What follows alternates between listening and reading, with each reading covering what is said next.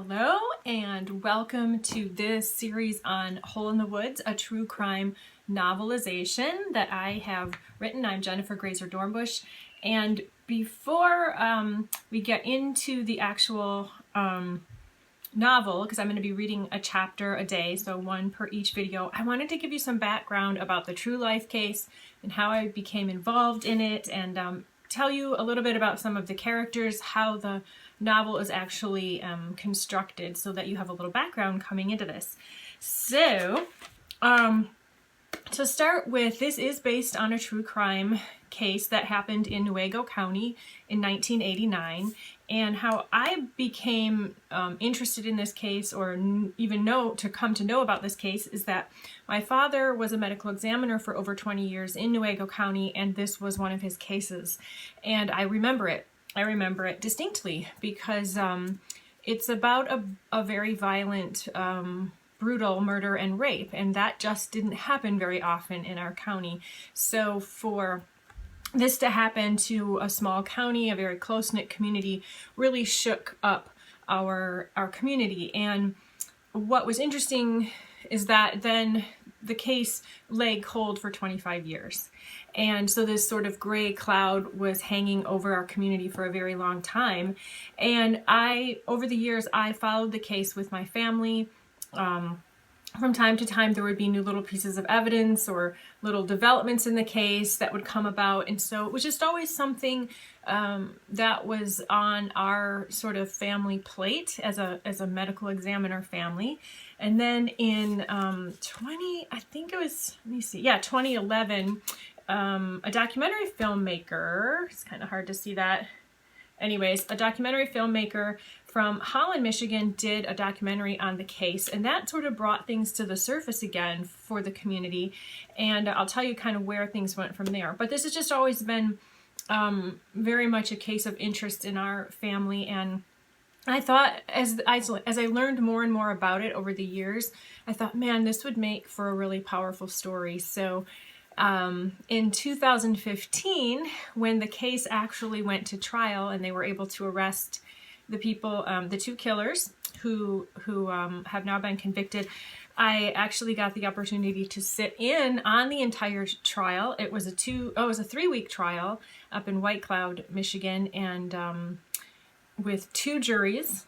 And so they were simultaneously trying both brothers. So it was a fascinating time, and I learned a lot more. I got to learn a lot more about what actually happened. They had over 70 witness testimonies, so I spent a lot of time taking notes, talking to people there who were involved, family members, and I got to be very good friends with the victim's father, Bob Siders, and we've maintained a friendship since then. And I asked his permission at that time if I could write something about this story. And again, I want to put it out right now, this is not a true crime story. This is a novelization. This is a fictionalization of the events that happened. So the names are fictionalized. Even some of the things, I tried to stay true forensically, but some of the events that are in the book did not happen when the case actually was brought up again. And a cold case team actually took over in 2011. There were 5 detectives working on this case for 4 years straight to finally get enough evidence to arrest the killers who did this. And so, of course, you can't really write a novel with 5 protagonists. So I had to collaborate and consolidate and condense a lot of things into certain characters. So I have one protagonist. She's female. She's a newly minted detective. We'll talk about her in a second. But there are a lot of things fictionalized. Even the outcome, the result of sort of the outcome of what happened in the case, and is a bit fictionalized, and but there's plenty of information out there if you want to learn more about the real case, and I'll be feeding some of that to you as we go along, just as of interest in giving you some facts and information on the real life case, the real life people, other just interesting information. So that's been my involvement. I spent the last 5 years writing the novel. I finished it last year. My agent's been shopping it, and we've decided to go into a to publish it with her agency. So I'm very excited to be moving forward with this. And we thought it'd be really fun to introduce this to you now, especially as we're all sheltered at home. I'm really excited about this. I want to give you a little bit of a content warning. If any of you have read some of my other works, they're mostly clean. Not really a lot of language or any language, no sex, no graphic violence. This one is different. This is mature content. This is adult content. This is not for children. There is language, there is adult content. It does, it does revolve around a violent rape and a violent, brutal murder. That is, that's just the fact of the case. And so I just want to lay that out there now, that this is adult, mature content. Okay, so let me tell you a little bit about the real case. And let me pull this up on my computer. Oh, wrong document. And then I'll tell you a little bit about the characters. There we go. The real story. Okay. So this novel is based on the true life murder case of Shannon Siders. She was 18 when she was brutally raped and bludgeoned to death the summer of 1989. And her body was found 3 months later in a national forest preserve. And although thoroughly investigated at the time, it really yielded no solid evidence to make an arrest. The case went dormant for over 2 decades until a Michigan cold case team was formed in 2011. Using brand new witness testimony from several sources, a team of detectives working full-time for 2 years, they were able to make two arrests, and get court approval for a trial. Eventually, 2 brothers, Paul and Matthew Jones, were arrested, tried, and eventually convicted in 2015 for the murder of Shannon Siders. And I think it's very ironic because right now we're just coming into April, and the trial happened in April of 2015, and they were convicted a few weeks after that, or sentenced a few weeks after that. So we're coming up on the 5-year anniversary of that trial. The Shannon Siders case is rooted in Newaygo County, Michigan. It's a twisting, turning, heart-wrenching tale of a beautiful young lady brutally beaten, sexually assaulted, and killed in the middle of the Manistee National Forest. Shannon Siders of Newaygo disappeared on July 18, 1989, after partying with a group of other Newaygo County teens. A hunter found her badly decomposed body on October 15, 1989, in the Manistee National Forest off of M82 and Thornapple Road in Brooks Township near Newaygo, an area which is called the Hole in the Woods. And I want to explain that we're not talking about like a literal hole that like you dig with a shovel, but this particular area, that area of northern Michigan, which is actually where I'm from, is very heavily, densely wooded. It's a beautiful area. But in this particular section of the forest, there's a large clearing in the middle of the woods, like really large clearing. There's a pond, there's just a lot of room, there's a dirt road that goes into it. And so that clearing, if you look at a map from the top, an aerial view, it looks like there's literally a hole in the woods because all around it is all wooded forest, and then there's just very open hole. So it was this hole in the woods, this clearing where a lot of teens would go to party. There was a fire pit, and it's very private and remote, and you're not really gonna bother anyone or get caught back there. So anyways, that's where she was murdered. She suffered several other blows to her face and body, but was killed with a blow that crushed the back of her head. For more than 25 years, now retired Michigan State Police Detective Sergeant Richard Miller worked on the case, relentlessly compiling notes, interviews, and details. I think he had maybe close to 500 interviews. After a while, leads went away and no related arrests were made. The case went cold. It reached a point when some police officers were actually calling the case unsolvable. Then, in 2011, a cold case team of investigators formed, including the Michigan State Police, Newaygo County Sheriff's Office, and other agencies. They started to make inroads as 5 detectives worked the case full-time for about a year. The cold case team consisted of Michigan State Troopers Mike Stephens, John Forner, longtime Michigan State Police Detective Scott Rios, Sergeant Scott Rios, Newaygo County Detective Sergeant Adam Mercer, and Newaygo County Sheriff Pat Headland. Rios was appointed the team leader. The team started interviewing people involved with the case. This time, both former and new witnesses came forward with fresh information on the case. The case was starting to crack.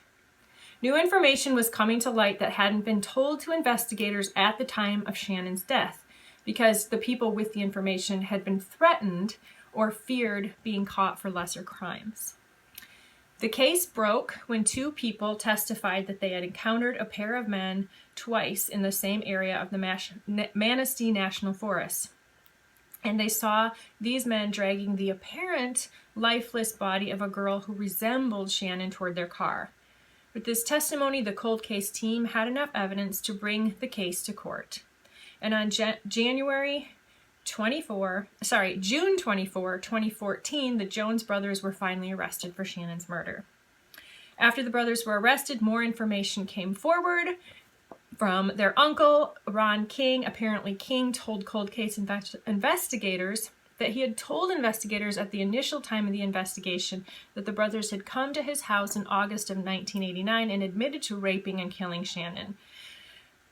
King surmised that somehow his call got lost in the shuffle. There was no documentation of that 1989 call that he made to the police.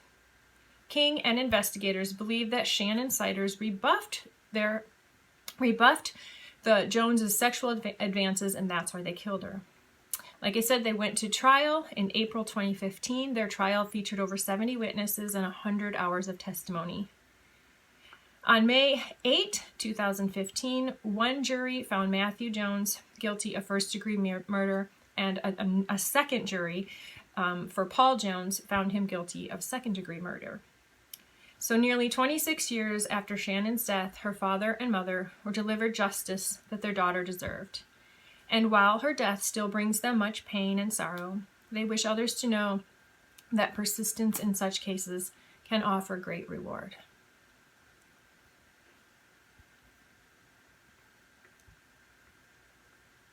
Okay, so I want to just tell you a little bit about some of the characters in this story, and also kind of how it's set up.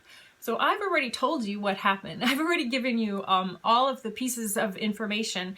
So you might be thinking, well, okay, you spoiled the story here.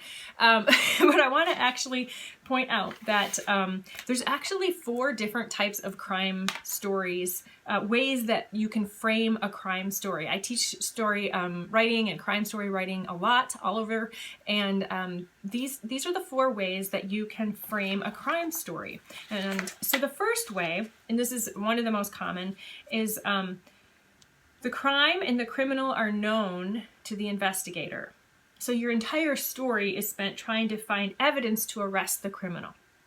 Well, I've already told you that. I've already told you what a lot of what the evidence is, not all of it, and we know who the criminal is. So, but an example of this is like CSI or Monk, or a lot of the traditional shows that you see on television, where you have the crime and you have the criminal, and you're just trying to find the evidence to put it all together so you can make the arrest. The second type of way to frame a crime story is the crime, the criminal, the evidence, and the motive are known. So you have a lot of pieces in place here, but the story is spent trying to discover discovering the how and why. How did the criminal do this and why? So Criminal Minds is a good example of this. A lot of those are kind of like you already have the crime, the criminal, the evidence, and the motive, but you're trying to kind of get inside the mind of the criminal and figure out why did they do this. Girl with the Dragon Tattoo is also a good example of this kind of way to frame a crime story.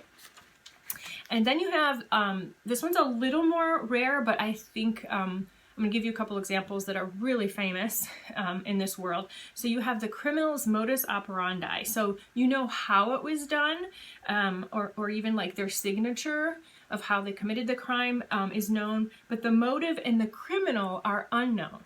So you know how the crime was performed. There might be even some signature aspects to maybe it's a serial killer and there's some signature aspects, but you don't know why they're doing this and you don't know who is doing this. So your entire story is spent trying to discover why was the crime committed and who did it.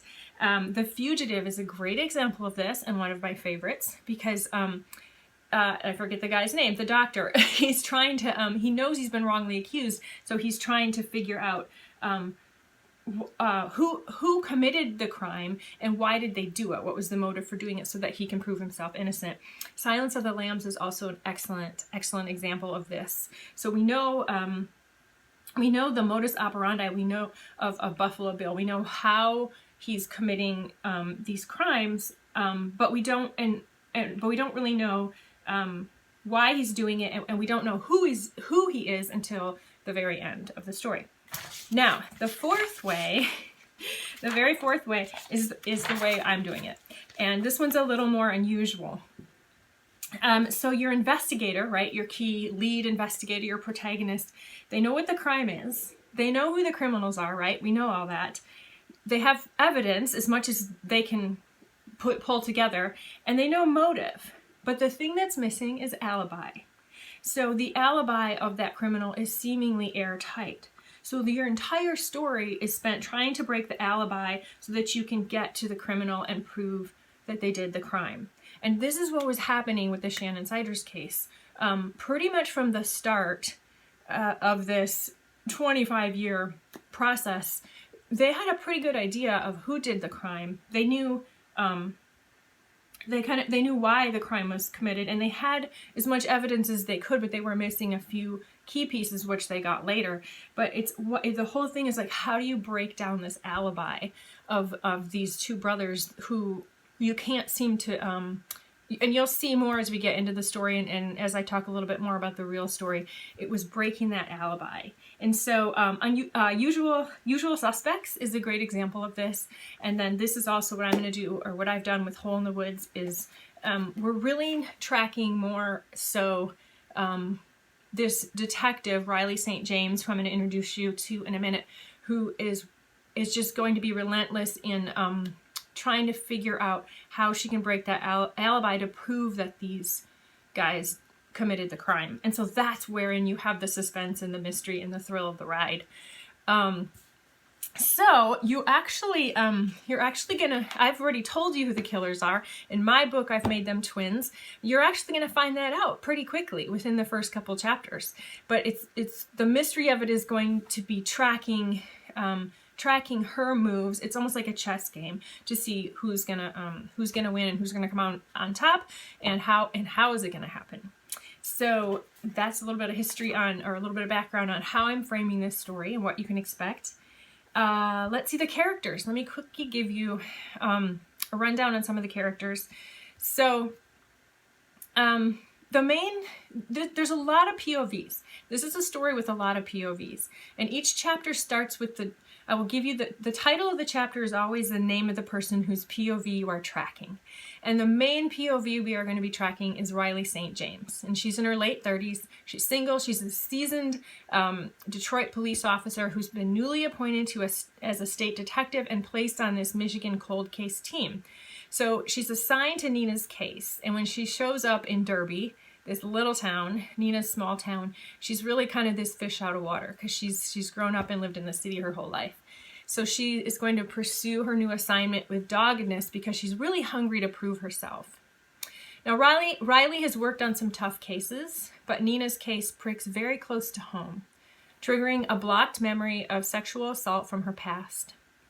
Her sudden recall and the grave details of Nina's attack spiral Riley into PTSD, and she struggles to keep up with the case. With the help of a former detective, Ray Poland, who has worked Nina's case from the very beginning, and a current cold case detective, Kevin Grable, who's the hometown detective, who Riley forms a friendship with, she presses on, seeking justice for Nina, but not before Nina's killers set their sights on destroying her. So the second, one of the second stories that we're going to be tracking is that of Detective Ray Poland. Now, he's in his 60s. He's the retired law enforcement official, and he was the main detective on Nina's case for the first 20 years. So Nina's is the only unsolved case in Ray's file, and although no one has ever doubted Ray's immaculate and investigative methods and professionalism, he himself is very burdened by how he handled Nina's case and the fact that it hasn't been solved and he wasn't able to solve it. Ray is convinced that he knows who killed Nina, and it's unbearable to him that these killers have been living free in his hometown for the past 25 years. So when we meet him, almost 5 years have passed since Ray's retired from the force. He settled into his kind of discreet country life. He's a beekeeper. He spends time with his grandchildren. And initially, when the case reopens and Riley enters the scene, Ray wants nothing to do with it. He's kind of given it all he had. It's cost him too much. However, after Riley impels him with new lead, he starts to work with her and offering her some unique angles and advice that she wouldn't necessarily find in the case files. The third story, the third POV or third story that we're going to track is actually that of the victim, Nina Laramie. And this is told in first person as she chronicles the day of her death and then the 25 years later. So we're getting Nina's thoughts, recounting an event to reveal this sort of flawed, vulnerable, adventurous 18-year-old who's just trying to make sense of the world and her future in this small, stifling town. And there are two parts to Nina's story, as there are two distinct parts to Nina. During the waking hours, Nina leads this fairly normal, kind of almost sheltered life. She doesn't have a car, she doesn't get out of town much. The events of her day center around training her new puppy and meeting a friend to swim in the river, interviewing for a job at a local grocery store, and chatting with her boyfriend and maybe making plans to marry. In the evening, after a dutiful daughter prepares dinner for her father who works the night shift, a different sort of Nina emerges. This is a girl experimenting with independence, rebelling against authority. Nina meets up with friends and takes off for her last fateful ride with the two twins, Solomon and Silas, who will brutally take her life. So Nina's utter terror, her failed attempt at escape, her unanswered screams for help, her final pleas for mercy, generate this sort of bloodthirsty desire for justice. I have a few other points of view that we're going to meet. We're also going to meet Kevin Grable. We're going to get into his point of view and his story. He's the hometown cop who's been leading the case at home, but he also has childhood ties to the killer and reasons to keep quiet. There are chapters that are told entirely from the point of view of the killers, as they begin to feel the clamps tightening down on the investigation, and they begin to have what we call in the investigative world leakage. This is when criminals just can't keep their secret any longer, and they start to leak in various ways. And we are also going to get a few points of view from those who have been keeping Nina's murder a secret for nearly 2 decades. Okay, there's a lot of background here. Let's see, I think that's it. I want to encourage you guys all to please, after every chapter, after every posting, please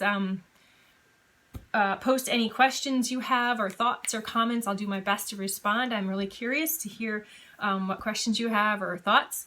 And again, as we move through this case, I'm going to be offering up sort of more details about the case or things related to the case as we progress. So I'm going to leave you with this picture of Shannon and her dog.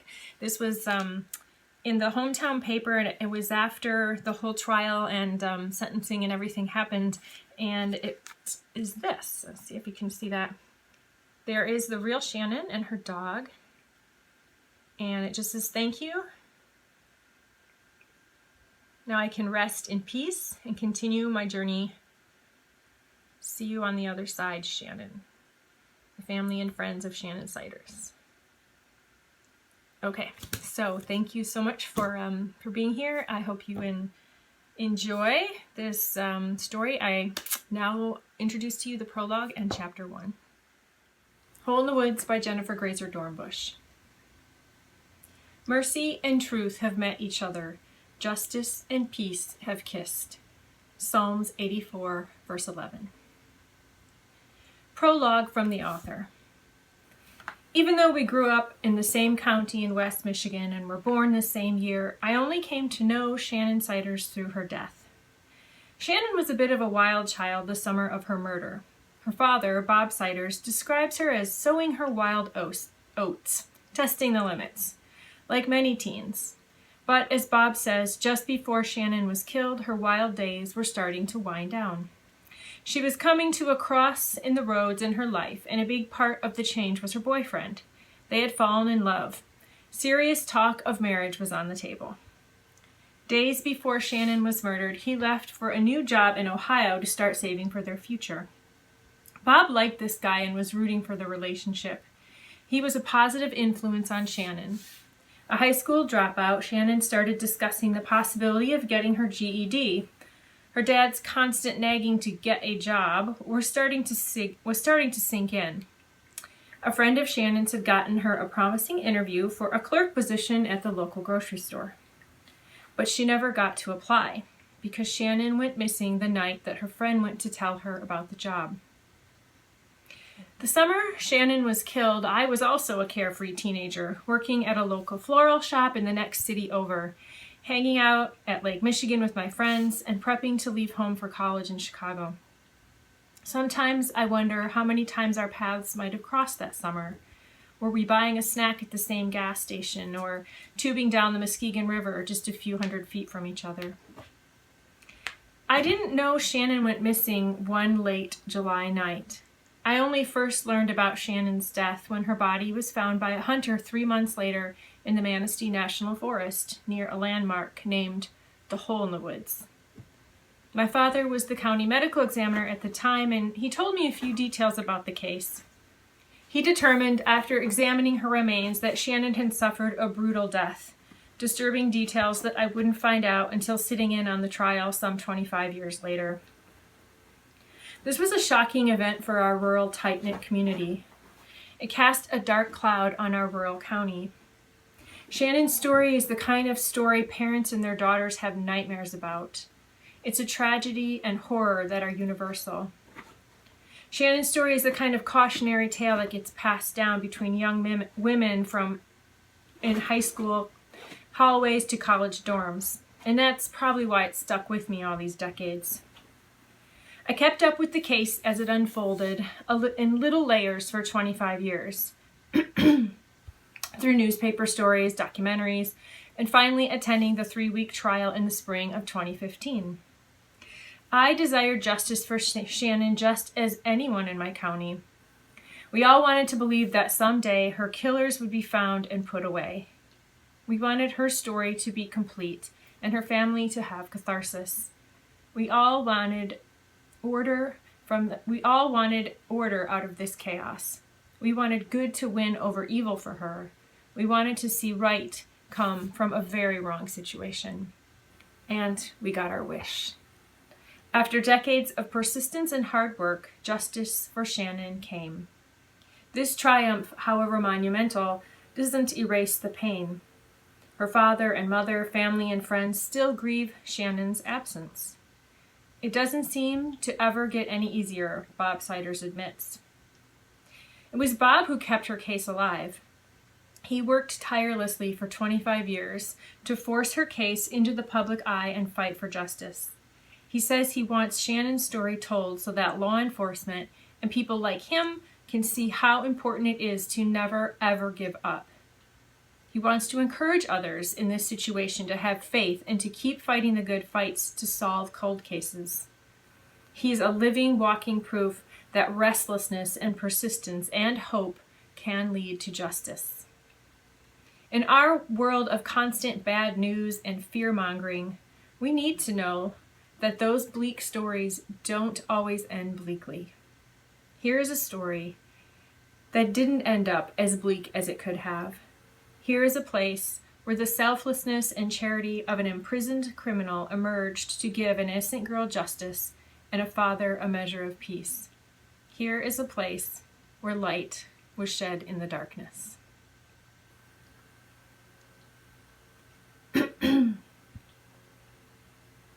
Please note that the events portrayed in this fictional work do not completely reflect the documented facts regarding the Shannon Siders case. However, I have tried to retain many investigative and forensic elements intact as much as possible, proving that old adage that truth is stranger than fiction.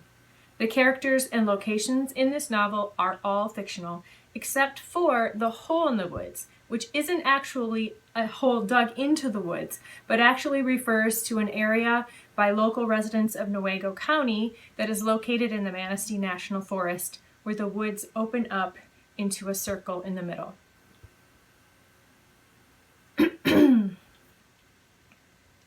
Chapter 1. Riley St. James. Every investigator I've ever known has that one type of case they struggle with, the unforgivable sin. The faces and places change as the crime scene rewinds over and over in sweaty nightmares. Maybe it's infanticide, animal cruelty, elder abuse, burned victims, drowning, suicides, torture. It's different for everyone. If you're lucky, you can get another investigator to take your assignment. But usually, you have no choice with it. Departments are short-staffed, and you aren't paid to be picky. Time is fleeting, and so are the criminals.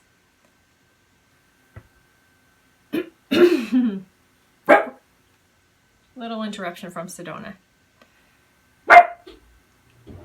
If you're lucky, you can get another investigator to take your assignment. If you're lucky, you can get another investigator to take your assignment, but usually you have no choice with it. Departments are short-staffed, and you aren't paid to be picky. Time is fleeting, and so are the criminals. Suck it up and pray it won't stick with you when you put your head on the pillow. You want sleep. You fear sleep. You avoid sleep. You crave sleep.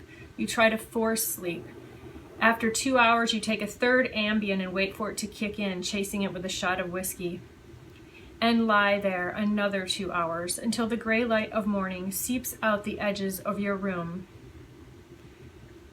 Headache numbing the base of your neck, you drag yourself into the shower. You kick the demons back under your bed. They need to rest up for another night of torture.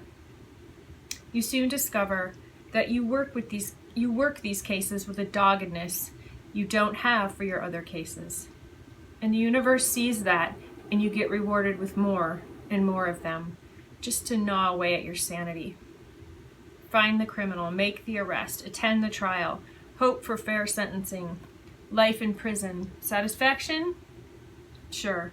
Justice? Yes. Closure? Never. Trace the deep lines on the brows of the victim's family. They weren't there a few years ago. They etched themselves into the flesh the moment they got that call, trawling deep, gnarled trenches into the faces of the loved one. They grow more creviced as the case drags on. Closure? Never. No amount of confessions, jail time, or penance will ever be enough retribution for the act committed. And in the dark recesses of your soul, you pray, you beg the very God that gave that a-hole life that he doesn't have some crazy deathbed conversion, because you want to be certain that he'll burn in hell.